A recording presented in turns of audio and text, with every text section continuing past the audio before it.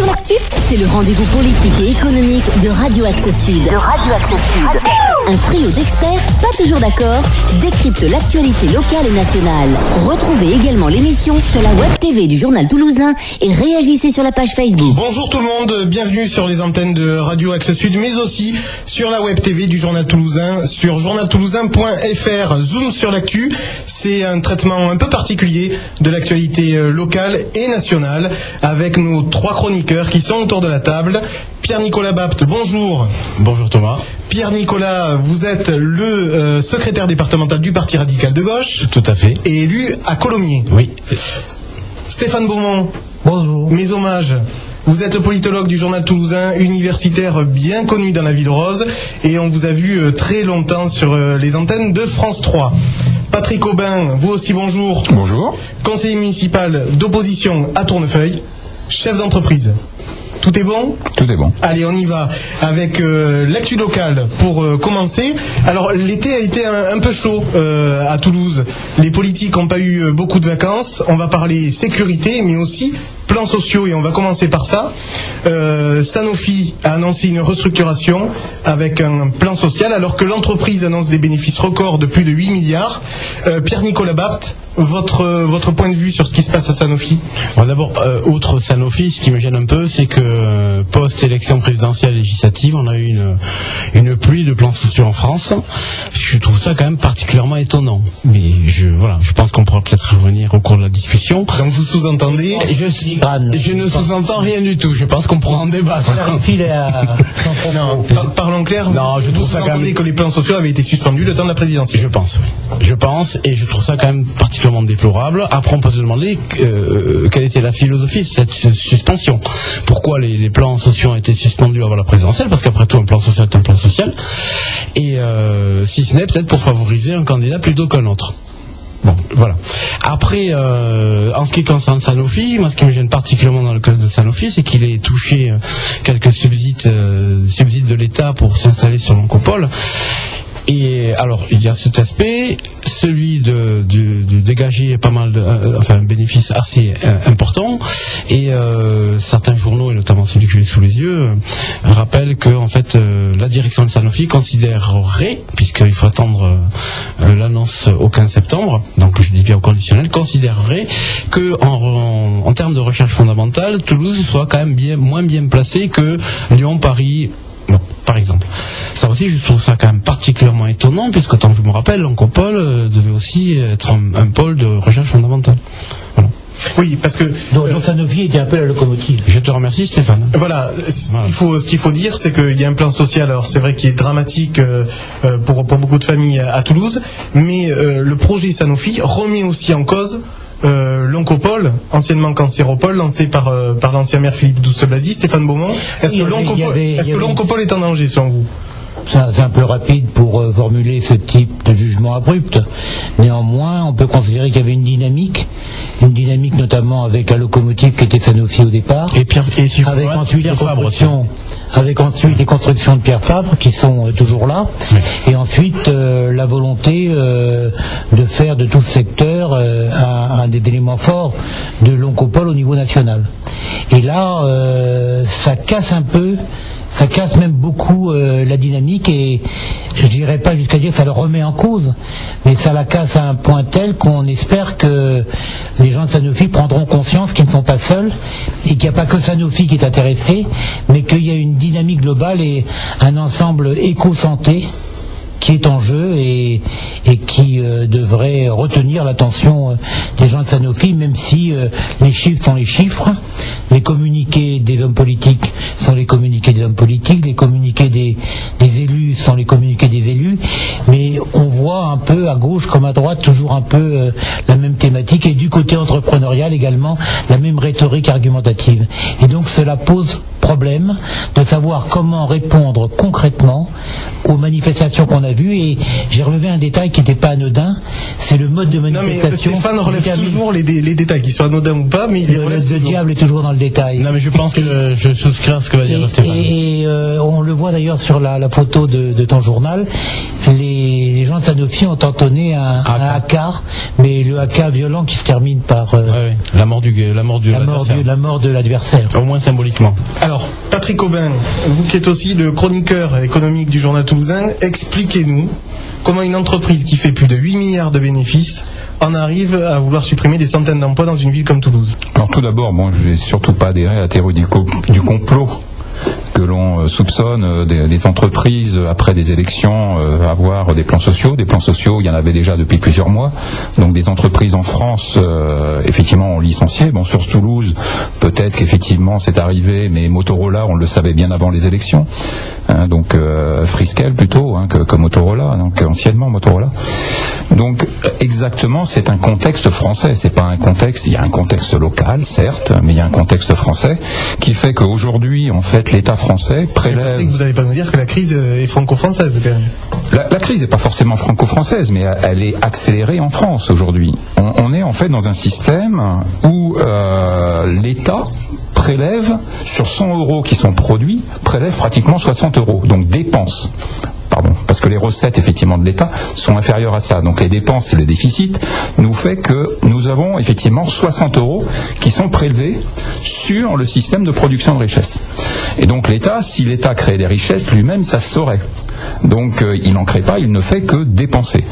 Et la région Midi-Pyrénées, par rapport à ça, c'est 2 points de plus qu'au niveau national.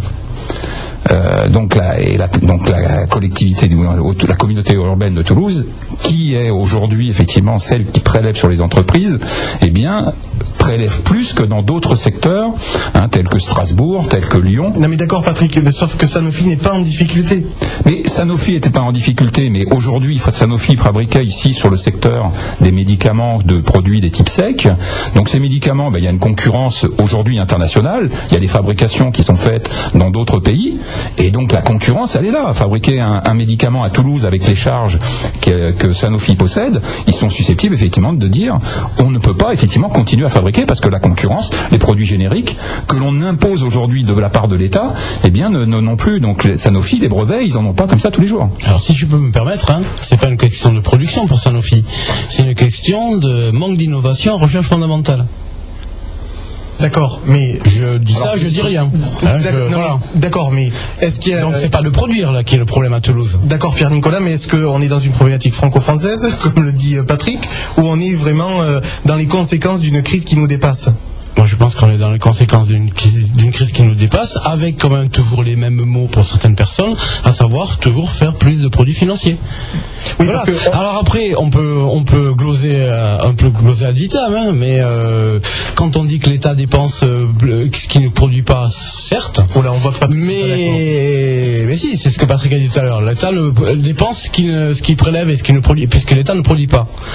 Certes, mais je pense qu'à ce moment-là, on va enlever toutes les routes, tous les hôpitaux, tous les services publics. Quoi. Voilà, à un moment donné, on fait un choix de société où on a moins de services publics. D'ailleurs, c'est étonnant que souvent on reproche aux services publics de dépenser trop d'argent, mais dès qu'on commence à enlever des fonctionnaires quelque part, les mêmes personnes gueulent comme des ours en disant oui, il manque des fonctionnaires. Bon, si tant est que l'ours puisse effectivement émettre un avis. Non mais plaisanterie mise à part. Dans les Pyrénées, on peut pas. Non mais vous comprenez ce que je veux dire. Ça, je trouve ça quand même très étonnant. Stéphane, non, moi je suis contre le tout libéral de notre ami Aubin, parce que le tout libéral c'est le 19e siècle, c'est pas le 21e siècle.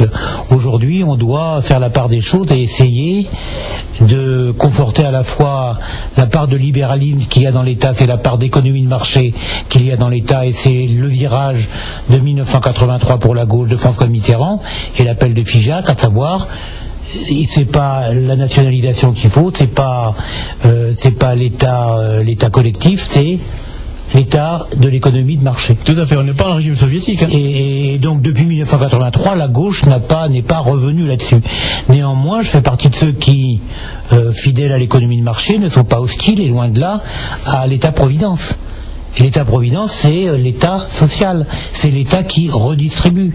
Et c'est l'État qui impose de plus en plus. Alors, si aujourd'hui, on a 10 millions de chômeurs, à peu près, oui. à peu près, si aujourd'hui on a un pourcentage croissant de sous-emploi ou de mal employés, et si aujourd'hui on a une population âgée qui augmente de plus en plus, par le fait que le baby boom devient un papy boom, et bien tout cela coûte de plus en plus cher. Et comme il y a un problème aujourd'hui dans l'économie, on impose de plus en plus pour essayer d'avoir au moins autant qu'avant. Ce qui fait qu'on se trouve dans une situation de vraie crise. Bon. Et donc je crois qu'aujourd'hui il ne faut pas abandonner l'État-providence, c'est-à-dire l'État social, l'État redistributeur, l'État qui s'occupe des catégories dont parlait Pierre-Nicolas. Pierre Pierre-Nicolas même. Pierre-Nicolas, oui, j'ai oublié. Il l'aura oublié dans 5 minutes. C'est pas grave. Je vais le marquer. Et donc pas, c'est pas sur ce plan idéologique le vrai point central. Et on voit la complexité du gouvernement Hollande-Hérault, c'est d'imaginer idéologiquement et stratégiquement autre chose que ce qui se fait traditionnellement, et ils se rendent compte que ce que faisait Sarkozy n'était pas si mal que ça. C'est la raison pour laquelle l'Express de cette semaine titre « Et si Sarkozy avait eu raison ?» Alors, on va revenir en arrière au 19e siècle. Oui, tout à fait. On va revenir un peu en faisant de l'histoire. Si on revient au 19e siècle, il n'y a jamais eu de crise au 19e siècle, de crise financière, entre autres. Puisqu'à l'époque, la monnaie était de l'or, donc on était effectivement sur des bases qui étaient saines. Donc les crises ont commencé effectivement à partir du moment où les gouvernements ont voulu se mêler d'économie. Ok Patrick, mais Stéphane... je suis désolé, mais vous parlez du 19e et vous dites que... C'est vous qui avez parlé du 19e, c'est pas moi.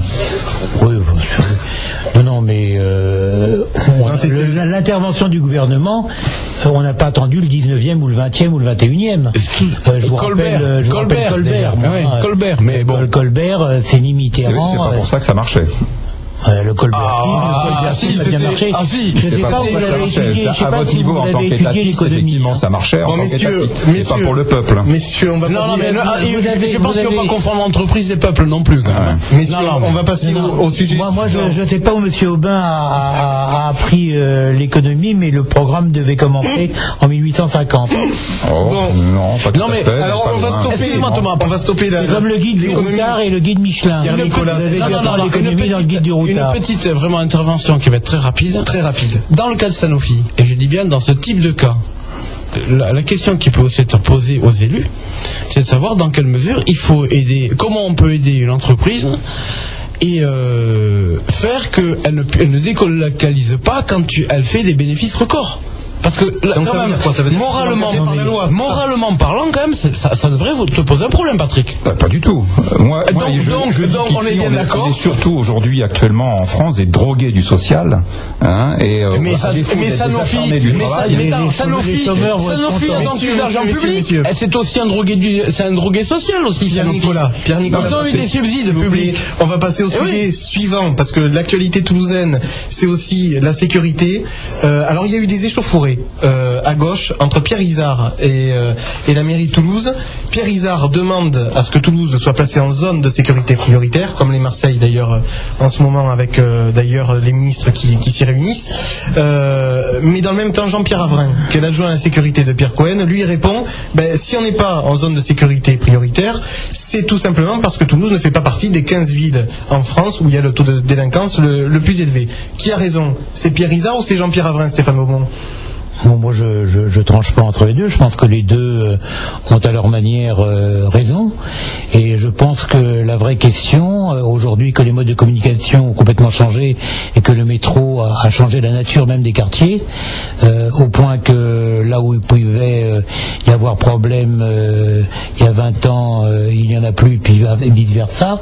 Je pense que ce que disait le maire de Marseille n'était pas faux, Jean-Claude Gaudin, qui disait mais ce que j'attends, moi, c'est que tout Marseille soit mis en zone de sécurité prioritaire. Et j'ai envie de dire que pour réconcilier les deux, Izard et Avrin, que c'est tout Toulouse qui devrait, étant donné les nouveaux modes de communication, être mis en zone de sécurité prioritaire, parce qu'il n'y a pas il y a des endroits qu'on connaît, comme le rail, des endroits traditionnels, mais aujourd'hui... Les isards, ouais. Comment ? Pierre-Nicolas a raison, les isards... les isards.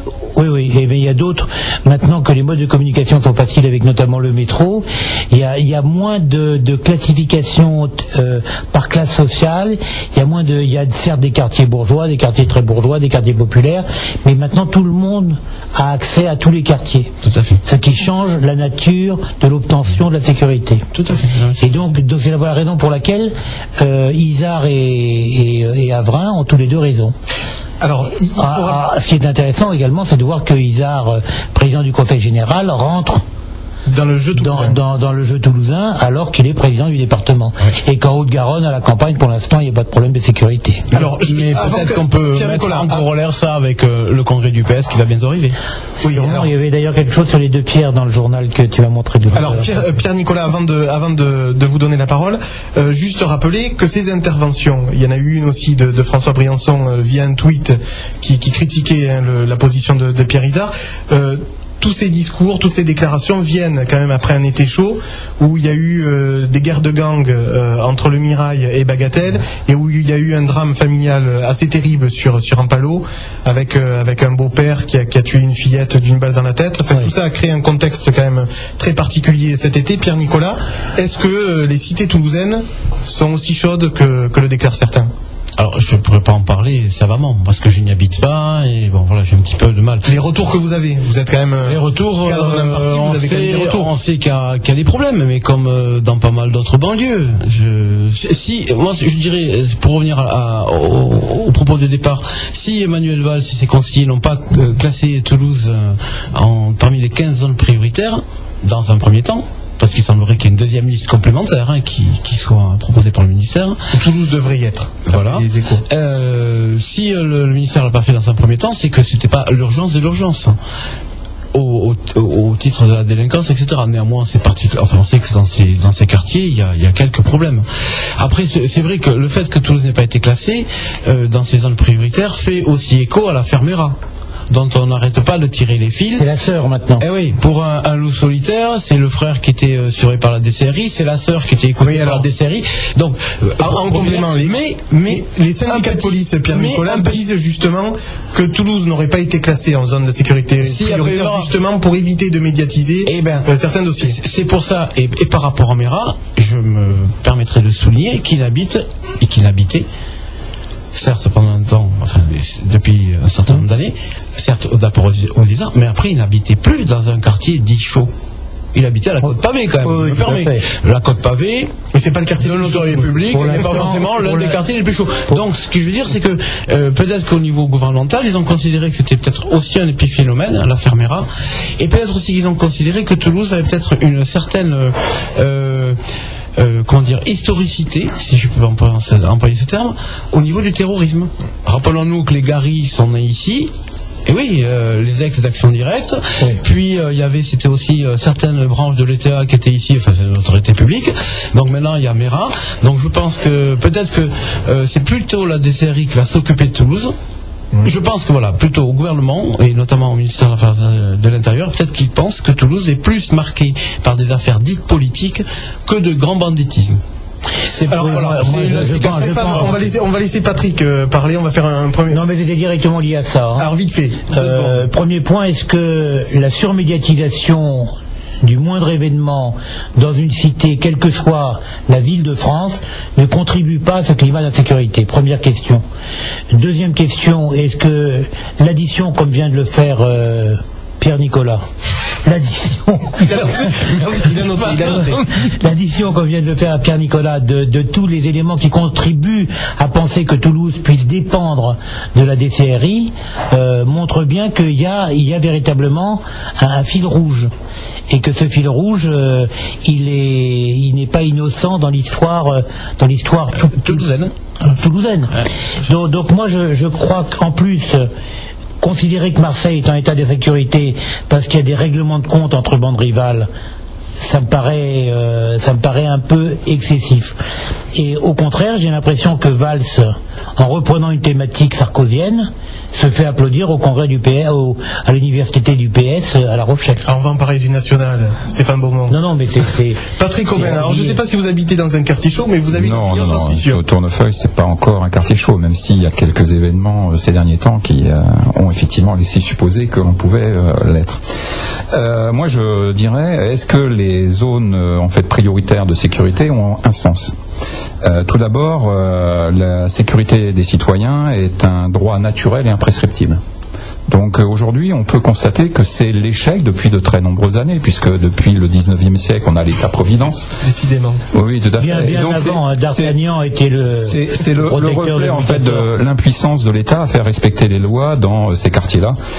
Et pourtant, sur des lois... Je pense que d'ici 5 minutes, on va parler des Vercingétorix. Des lois de sécurité ont été votées en pagaille depuis déjà quelques temps. Et donc, on constate que c'est l'échec, en fait, parce qu'on n'a pas encore cité, j'ai dit tout à l'heure, drogué au social, mais c'est l'échec d'une guerre en fait contre la drogue. Et donc ça n'aura jamais de fin, puisque tant que effectivement on aura une politique prohibitionnisme, vous parlez de ce qu'on appelle qui bafoueront les libertés. Je suis content que Patrick rejoigne les positions du Parti radical de gauche sur l'abolition du cannabis. Alors là, peut-être bien un jour que vous rejoignez les idées économiques de Patrick Aubin, mais aujourd'hui effectivement, moi je dis encore à nouveau, c'est effectivement tant qu'on aura effectivement un État qui bafouera les libertés individuelles, se droguer finalement, si à partir du moment où on n'a pas d'impact, bafouer les libertés individuelles. Expliquez-vous, monsieur Aubin. Se droguer en 30 secondes parce qu'on va faire une pause. Il y a bien les libertés individuelles. Bien entendu, se droguer. Permettez, monsieur Beaumont. Permettez. Non, se protéger. On va pas se protéger contre soi-même. On va pas demander à l'État est là. Le marché, en fait, le marché.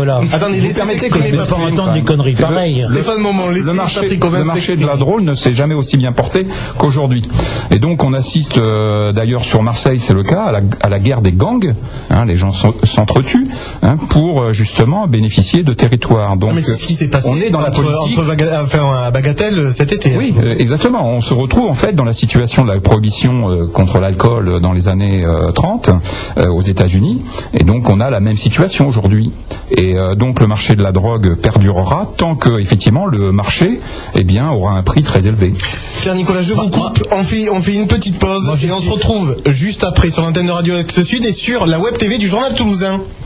On est de retour avec le zoom sur l'actu sur Radio Axe Sud et sur la web TV du Journal Toulousain. Alors je vous garantis, nos 3 chroniqueurs, ils continuent à débattre hors antenne. Donc on va s'y remettre, messieurs, avec l'actualité cette fois nationale. Alors je ne sais pas si vous avez regardé la presse nationale ces derniers jours, mais on a l'impression que pendant la campagne, on avait entendu Nicolas Sarkozy dire qu'il avait tous les médias contre lui, etc. Oui. Là, il y a un défoulement de la presse nationale, d'ailleurs tout bord politique confondu, parce qu'on a vu le Nouvel Obs qui a une terrible cette semaine. Mediapart.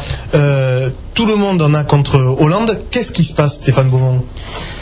Mais je crois qu'il y a une logique de l'inversion des médias. Après avoir été favorable à 80% pour Hollande et contre Sarkozy, ça a conduit François Hollande et ses amis politiques à penser qu'en faisant de l'anti-sarkozisme, on aurait une bonne méthode de gouvernance de la politique, alors que... Et ça suffit pas. Alors que c'est loin de suffire, et que aujourd'hui on remarque quoi ? On se demande si François Hollande a les moyens d'être Roosevelt, ou bien s'il va être simplement le héros du cartel des gauches de 1924. Vous avez même parlé dans le Journal Toulousain de René Coty, de faire attention. Oui, de René Coty et d'Henri Queuille, parce il y a la fameuse formule d'Henri Queuille, il n'est pas de problème que l'absence de solution ne contribue à régler. Et tout d'un coup, François Hollande, qui était mitterrandien dans sa conception du temps, est obligé, par médias aidants, de devenir sarkozien dans le rythme qu'on lui impose. Parce que la crise, elle va plus vite que de laisser du temps au temps. Et aujourd'hui, la situation n'est pas du tout la même qu'en 1981. Et en plus, ce qu'il y a de nouveau, c'est qu'il y a une sorte de désarroi et de déception aujourd'hui, et que le rejet du sortant n'a pas été transformé en adhésion pour le rentrant. Donc on a toujours les mêmes mots que sous Sarkozy, la crise, le déficit, les contraintes. Eh bien la crise, le déficit, les contraintes, on avait l'impression qu'avec la geste sarkozienne, on avait une prise en main de ces éléments-là, alors qu'aujourd'hui, on a l'impression que tout se dilue. Je lis le titre de l'Express de la semaine dernière, c'était les cocus de Hollande. Je lis le titre de l'Express de cette semaine, et si Sarkozy avait eu raison. Je lis le titre du Nouvel Obs cette semaine, et si la gauche était nulle. Et je me demande si finalement on va avoir une vraie alternance avec quelqu'un qui va être à la fois politique et gestionnaire et qui va pouvoir régler les problèmes d'un gouvernement dont le Premier ministre l'a d'ailleurs démontré dans son discours de politique générale, n'est pas du tout dans le coup. On a l'impression qu'il est hébété, Jean-Marc Ayrault, qui n'arrive pas... On a plus vu Manuel Valls, pour être juste, cet été on a beaucoup vu Manuel Valls. On a beaucoup vu Manuel Valls, on a beaucoup vu Montebourg, on a beaucoup vu Payon. Et on voit beaucoup Marisol Touraine depuis quelques jours. Oui, mais un peu moins quand même. Et néanmoins, les incidents se multiplient. La banque publique d'investissement avec de conflits d'initiés, le problème du gaz de schiste, qui dit quoi, qui fait quoi, le problème de nucléaire et l'incident à Fessenheim, comment? C'est rien du tout cet incident. Non, c'est pas moi je suis pas un spécialiste du nucléaire. Oui, non, je dis à partir du moment, c'est comme si vous me disiez, c'est rien du tout le fait qu'il y ait un malfrat assassiné à Marseille. Non, ça n'a rien à voir. C'est comme si vous me disiez que les 4 Anglais qu'on a retrouvés morts dans leur voiture, c'est rien du tout. Ça n'a rien à voir. Néanmoins, ça fait la une des télés. Donc c'est pas moi qui fais l'actualité. Respectez la manière dont les médias en rapportent et ne soyez pas systématique et absolu dans votre critique qui pourrait devenir inintelligente. Patrick Aubin, oui. Sous la Ve République, on a souvent parlé d'état de grâce quand les présidents étaient élus. Là, apparemment, il n'y en a pas. Si on revient encore tout à l'heure, on est toujours après sur un bilan économique, c'est-à-dire les moyens dont les politiques peuvent puiser dans le système économique. Et en 1980, puisque M. Beaumont rappelait tout à l'heure 1980, la situation était Raymond Barre avait laissé un pays avec seulement 20% de dette, avec aucun déficit, puisque son budget était équilibré. Et aucun budget n'a été équilibré depuis 1974. Depuis Raymond Barre. Raymond Barre, il était légèrement, il y avait moins 0 et quelques. C'est pas. Laisse parler Patrick, moi ça m'intéresse beaucoup à quoi il va arriver. Il était équilibré son bilan. Et aujourd'hui, effectivement, on est aujourd'hui avec 85-90% de dette, avec des déficits chroniques permanents. Et l'état en fait de la famille France, des Français, on va prendre ça. C'est comme si c'était une famille qui gagnait en fait 20 000 euros chaque année, en dépensait 5 000 de plus que ce qu'elle gagnait, et était endettée à plus de 160 000 euros. Aujourd'hui, il n'y a pas une banque qui peut laisser continuer une famille comme ça à dépenser. Et donc, il faut dire stop. Même les banques le font d'ailleurs. Non mais d'accord, Patrick. Donc Patrick nous explique exactement ce que Hollande nous expliquait. C'est à cause de Sarko. C'est pas à cause de Sarko, c'est depuis les gouvernements successifs depuis 1981. Alors 86, attendez, Pierre Nicolas. 93, 98, 5 ans, donc 80, 2012, 30 ans, on est au pouvoir 10 ans, la droite nous a mis dedans depuis 20 ans. Non. Merci Patrick. Non mais moi merci Patrick. Je suis pas de droite, je suis pas de gauche, justement. Bien au contraire. La politique de Hollande, en fait, la politique de Hollande épouse celle de Sarkozy aujourd'hui. Toutes les promesses en fait qu'il avait, Lesquelles dépenser comme ça devait être dépensé. Patrick, tu peux pas nous faire le raisonnement. Tu peux pas nous faire le raisonnement d'il y a 3 mois en nous disant qu'il promettait sans arrêt et en même temps qu'il ne promettait pas. Et maintenant nous dire qu'il tient pas ses promesses. Je te rappelle que pendant la campagne, la droite a suffisamment reproché. S'il vous plaît, un peu de discipline, messieurs. Le premier point, c'est pas depuis 1994. C'est depuis 1974, avant les 3 chocs pétroliers. Depuis 1974, le budget de la France n'a pas été en équilibre. Deuxième élément, sur quel point il y a équivalence de la thématique ou de la programmatique entre Sarkozy et Hollande, sur le plan des Roms, de la compétitivité, de la sécurité, du traité européen, du rythme des réformes.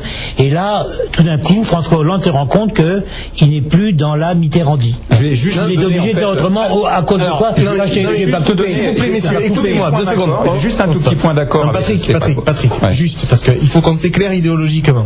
Si je suis vos propos, ça veut dire que l'État doit être géré comme une entreprise privée ou une banque. C'est ce que je comprends. Ça doit être géré normalement. Il y a un président normal, et bien il faut gérer normalement. Donc ça veut dire dans votre esprit comme une banque ou comme une entreprise. Comme on gère un budget, quel qu'il soit ce budget, que ce soit un budget d'association, que ce soit un budget d'entreprise, que ce soit un budget familial, tout doit être géré de la même façon. L'État, il prend quoi? Il prend un peu d'argent dans notre poche, dans la poche des entreprises, pour après le redistribuer. Il ne le crée pas. On n'imprime pas des billets comme ça à la Banque de France ou à la Banque centrale. Normalement, il y a eu un budget qui est prévu et donc on doit gérer dans ce budget. Et les États français depuis... Alors, n'oubliez pas qu'il y a l'Europe et que la Banque centrale a moins de pouvoir depuis que la Banque centrale européenne. Heureusement qu'ils sont un peu indépendants, mais encore Draghi n'est pas non plus terrible dans ses décisions. Mais je vais juste avoir un tout petit point d'accord avec notre ami Stéphane Beaumont. Oui, sur la date. Non, la date justement de 1974, à peu près 1973, avec les accords de Bretton Woods et tout ça, où effectivement on a séparé. C'est 44. Bretton Woods c'est 44. C'était la séparation. En fait, quand à partir du moment où les monnaies ont été désolidarisées de l'or. 71. C'est à partir de ce moment-là. Et donc, les gouvernements successifs ont fait n'importe quoi avec les budgets. Au fur et à mesure, ont dépensé, ont promis en permanence, avec les élections, ont promis systématiquement aux Français de leur en donner plus avec leur propre argent.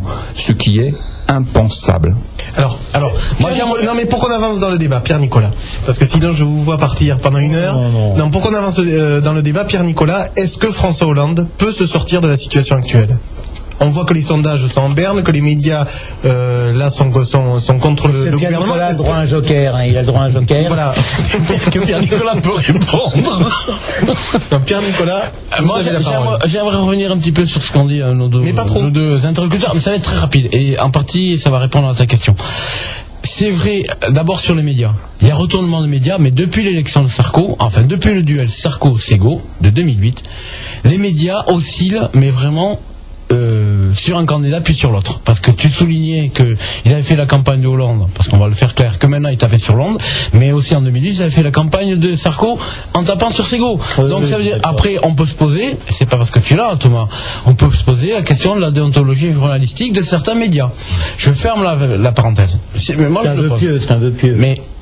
Mais c'est vrai aussi que les journalistes, certains grands journalistes, ça veut dire qu'on s'oppose pour s'opposer, c'est ça que... Non, je pense qu'à un moment donné, il faut qu'ils vendent du papier comme tout le monde. Ils sont dans une logique économique et que donc à un moment donné, si ça fait peut-être plus vendre de taper sur Hollande et aussi en même temps, avant l'élection présidentielle ou pendant, de taper sur Sarko, que de rouler pour droite, donc on tape sur Hollande, que de taper sur Sarko, le nouveau président, et on tape d'autant plus le nouveau président qu'il a voulu être un président normal. Mais en même temps, je continue. Thomas, je ne fais pas de la rhétorique. Ce qui intéresse les Français, les auditeurs, non, je fais pas de la rhétorique. Si on peut s'en sortir. Si François Hollande peut se sortir de... Moi, je pense qu'il peut s'en sortir, mais par exemple, quand tu dis qu'il fait du Sarko sur la sécurité, je suis désolé, la notion de sécurité n'est ni de droite ni de gauche, elle est républicaine. Oui, voilà. Oui. Non mais après, la rhétorique est facile, j'y adhère volontiers. Non mais t'es d'accord, tu sais que t'es d'accord avec moi. Mais à partir économiquement, ça dépend pas que d'un président ou que des politiques. C'est aussi bien ça le problème. Depuis un certain temps. Mais oui, depuis un certain temps, quand ça même, fait sourire Patrick, on peut dire que la finance, alors je vais pas vous dire la finance internationale, machin, etc., mais la finance, on va prendre pour Georges Marchais. Gouverne le monde. C'est bien ça le problème. C'est un scandale. C'est bien ça le problème. Alors après, si effectivement il faut gérer convenablement, oui, effectivement, on est tous d'accord pour que l'État soit géré convenablement et normalement. Maintenant aussi, avec un certain nombre de millions de chômeurs, il faut aussi faire de la paix sociale. Patrick, tu peux te tourner, te virer, parce que ce que tu dis là, ça va très bien, mais tu es aussi dans l'entreprise. Moi, je pense qu'à un moment donné, si ça continue comme ça continue avec les plans sociaux, nous allons avoir quelques entrepreneurs pendus haut et court par la populace en furie.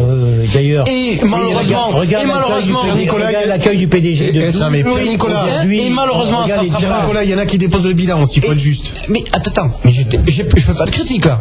Je dis simplement, et laisse-moi finir, Patrick, s'il te plaît. Je dis simplement que c'est pas les grands chefs d'entreprise qui sont responsables en partie partie de la situation qui seront pendus haut et court, mais c'est des petits entrepreneurs qui, eux, se crèvent la paillasse à faire tourner leurs entreprises. Alors, et c'est bien ça le problème. Et je dis qu'à un moment donné, si le politique fait pas tampon vis-à-vis de l'entreprise, vous allez en retrouver quelques-uns pendus haut et court. Pierre-Nicolas, vous sous-entendez qu'on va prendre en haut et court des chefs d'entreprise comme Patrick?